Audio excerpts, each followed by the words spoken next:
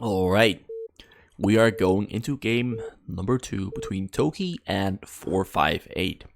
Last game, 458 ended up winning with the carrier play, and tOki kind of had his units mispositioned and hurt his minerals quite badly, lost his main command center, ended up rolling over and dying because he lost all of his other command centers too. And 458 just sent out a ground attack after the carriers hit and won the game. Now we're in game number 2. 458 is the teal Protoss on the top right corner, and in the top left corner we have tOki, also known as Yang Shigi Shunyun, and he's playing the brown Zerg. So we have a Zerg versus Protoss match between 458 and tOki. tOki is a very good Zerg player, and he manages to pull off some wins on Zerg versus Protoss from time to time against top tier players, and I'm not too sure how good 458 is at Protoss versus Zerg, because I pretty much have only seen him play Protoss versus Terran or PvP. So I kind of think he's just a PvP or PvT specialist, or a 2 versus 2 PvP specialist. I might cast one of those Protoss versus Protoss games in the future, because I'm kind of curious to see how that goes. How does casting a 2 versus 2 game go? It's a lot more happening in 2 versus 2, but it's a lot more straightforward. Not all those tech mumbo jumbo. It's very straightforward, mass into mass, and some small drops on the side, a lot of fighting, and probes dying. Alright, started off with the Nexus, then throws down the Forge and a single gateway again. The same build as last game. But this time there's not yet a pylon at his choke. Because he's playing against a Zerg, he doesn't need that unless the Zerg was cheesing or something. But cheesing at this level of play doesn't really ever happen. 458, however, tOki, however, not 458, tOki, however, did not go for the hatchery in his choke. Went for hatcheries in his base, so he's going to already do something that's quite unorthodox from a Western perspective. But Koreans love to do this because they have really good micro, and in my opinion, better build orders. That allows them to pull off non-choke Zergs into players of the level of 458. 458 now have 3 barracks out on the map, added a single gas. There's a cybernetics core. Let's get that up there. Right, cybernetics core is on the way. Second Nexus has finished. 2, 3 gateways. He's making zealots from a single gateway. Will he make zealots from the other 2 as well? Not as of yet. tOki still on 3 hatcheries. His probe gets harassed by the probe. The probe is harassing his drones. Alright, that's what I wanted to say. No probe died, no drone died though. Probe gets pulled away because he doesn't want to die to the attacks from the Zerglings, but it turns around and tricks the Zerglings into thinking it was running away, but it goes back in, gets a little bit of more extra information for 458, and the probe still alive, running for his life. Alright, it died. But its heroic efforts provided to 458 information. That wasn't really that crucial because it was pretty much the same information he already had. So it died for nothing. That's some income lost in the long run, but nobody cares. He was already prepared to lose that probe. Just a bit of dramatization. Alright, so Citadel of a Dune on the way. Zerglings were trying to look for an opening, but this very well placed cannon more or less denies him from harassing 458. He has Zergling speed. Alright, he went for Zergling speed that early into the game. He's trying to outmaneuver the Zealots, but outmaneuvering the Zealots that don't have speed while you have speed on your Zerglings is not that hard, so he gets away and goes for another opening. He goes for these. He's gonna try the same opening, maybe hammer away. Yeah, he's gonna take down that gateway, but more Zealots have spawned. Zealots now attacking the Zerglings. Zerglings get a surround, almost get a surround on the Zealots. There's a little bit of a miss micro there. But he's just trying to buy himself time, keep 458 busy, so he can get these hatcheries up.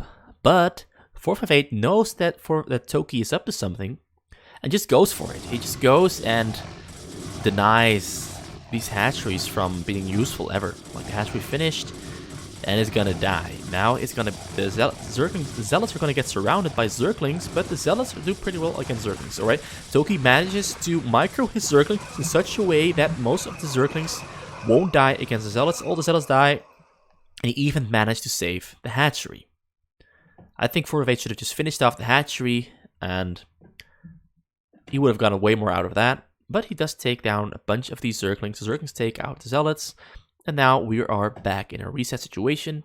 But as a trade-off, tOki managed to get his choke down. So now he has a choke. He's got 4 hatcheries in his base, adding 2 more for 6 hatcheries in total. And there are 2 hatcheries in his front. He's already morphing that one into a lair because he wants to keep it alive, so he can underspend and cut corners on his choke. But the Zealots are gonna come in before the Sunkens even finish, and he will take down that hatchery regardless. He didn't cancel the lair, so he lost at 150 minerals and gas. Zealots now have speed. He went for speed so he could counteract the Zergling speed. He's gonna get that pylon down there. He's gonna spread out his Zealots to keep those Zerglings out. Just make a nice little wall, though he didn't finish the wall. He's gonna finish the wall maybe with these Zealots. But in his base, meanwhile, he has finished at Citadel of Doom lag speed. He's just adding on a lot of gateways. And that's exactly what tOki wants 458 to do. tOki knows he can easily survive a huge spam of gateways. Maybe I spoke too soon, because that Sunken is going to go down. The second Sunken is also going to go down. There's 2 Sunkens going down. He's got a bunch of Sunkens morphing on the way, and they finish up. And these Zerglings will then be able to deny 458 some access. No, not at all. They won't be able to deny access at all because there's too many Zealots. So eventually, I was wrong. 458 does manage to pull off the correct strategy. tOki was trying to cut corners there and try to fix it. But the fix came in too late. 458 had the perfect strategy. Now all he has to do is pump out a lot of Zealots, keep them streaming into tOki's base, and tOki will be on the hind foot. But a bunch of Hydralisks finish up. Hydralisks, however, are quite weak against Zealots if they are unable to micro. And they are unable to micro because this is quite a tiny space. But some Zerglings have finished. tOki on only 28 drones. He's got Hydralisk speed on the way, so he can start microing his Hydralisk, but microing against speeded Zealots is quite hard.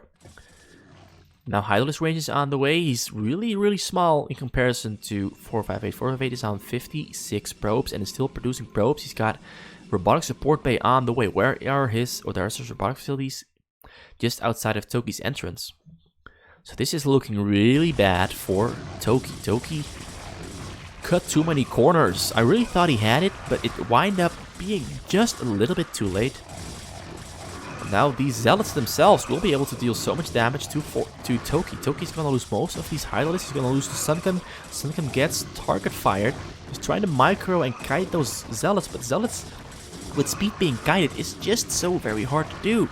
And it looks like actually he's now just going for the drones, right? Takes a single drone down, takes second drone, takes 3, 4, 5 drones being taken down, 6 drones being taken down, 7 drones. He's taking down a lot of drones. tOki is really feeling the pain.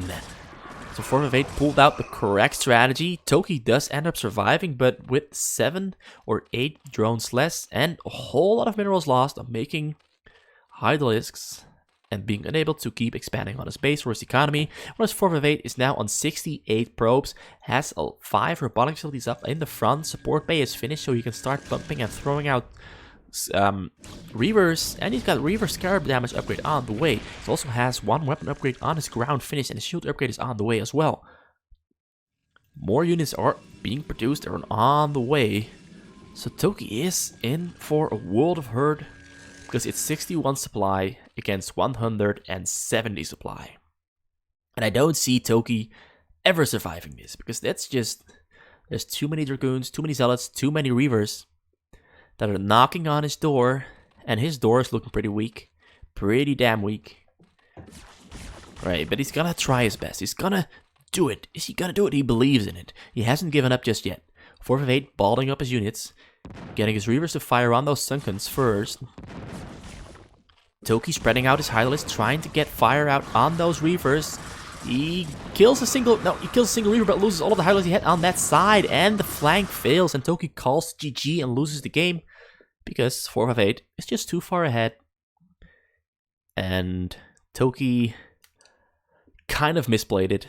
He played on the knife's edge, and whenever you play on the knife's edge, if one thing goes wrong, or if the opponent gets a good read on you, like 458 had a really good read on him, just completely ignored the Zerglings because he knew, you're trying to get a choke up by distracting me in my base. But he doesn't fall for the tricks. He just goes straight ahead for the hatcheries that he assumed were up, finds them, kills them, opens up a hole. tOki doesn't choke up big enough in time. More units come in, open up a bigger hole, kill all his hiderlists, kill all the Zerglings, kill a couple of drones. Reavers come knocking on the door, and he takes down tOki. So it's now 2-0 for 458. 458 showing us why he is a Protoss specialist. Although I do have to add that a Protoss is more or less expected to win a Protoss versus Zerg. And even a Protoss versus Terran is already in favor of Protoss. So it's not all that telling at all. But well played. I enjoyed this Protoss. I enjoyed this game. Hope you enjoyed it too. Leave a subscribe and make sure to comment or whatever. I don't really care. So yeah, come back for game number 3. We're gonna do it in a jiffy. See you in a bit.